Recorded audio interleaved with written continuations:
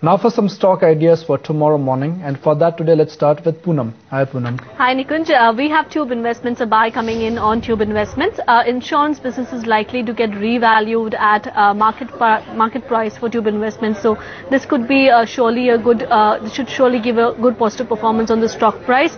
Again, this stock has hit a 52-week high, highest volumes are there in this stock since mid of October. Also, this company had recently acquired 26% stake in Shanti Gears. But however, it would take some time for the benefits of that to come in, but analysts do remain bullish on this stock. Sandeep Aglia, what are your top ideas for tomorrow? Nikunj, you have already talked of the metal space and I would want to continue with that.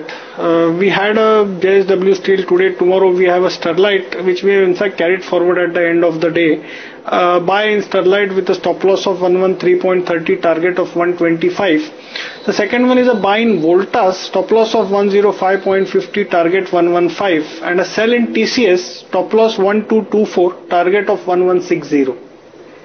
Varun, is there a case to buy metal stocks now? They've been beating down. China is making a comeback. Most of the metal stocks are now available below book, which means there is definitely some margin of safety if you go and buy metal stocks now. Well, I would still stay away with the metal space. I think there is still a lot of inventory pile up across the world. The world metal prices are nowhere near the levels they're supposed to be during 2008, 2009 levels. So I think from a long-term perspective also, this decade should be a little rough for commodities, considering the fact that most of the capex story in China has already played out, and there is nobody, no big country to really replace that kind of a demand.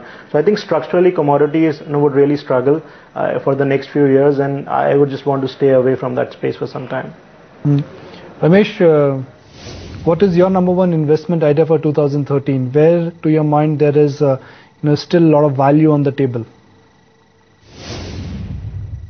So one stock we tend to like in the space, which the market seems to have forgotten, and again to repeat, I own this stock, is a stock called Camlin. It's around 300 crores market cap, and the hard work in the stock has been done. The Japanese have come and taken a stake in this company at about 110 rupees per share.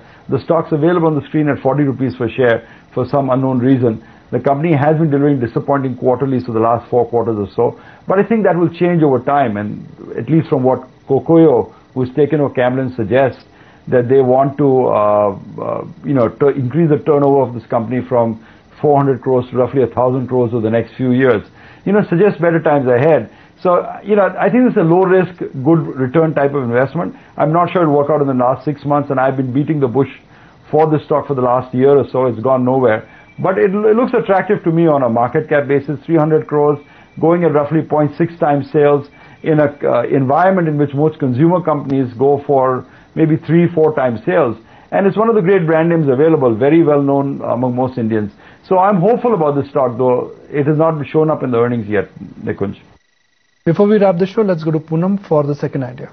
Well, it's Bank of Baroda, again a buy coming in on that. We again know that the rate cycle is about to turn in the next coming quarters, and PSU banks have not really outperformed the private sector banks. Bob is trading at 1x of FY14 price to book value, attractively valued as per Ambit as well, and there is likelihood of again PSU banks getting some favoritism with the turning of the rate cycle as well as India economic growth.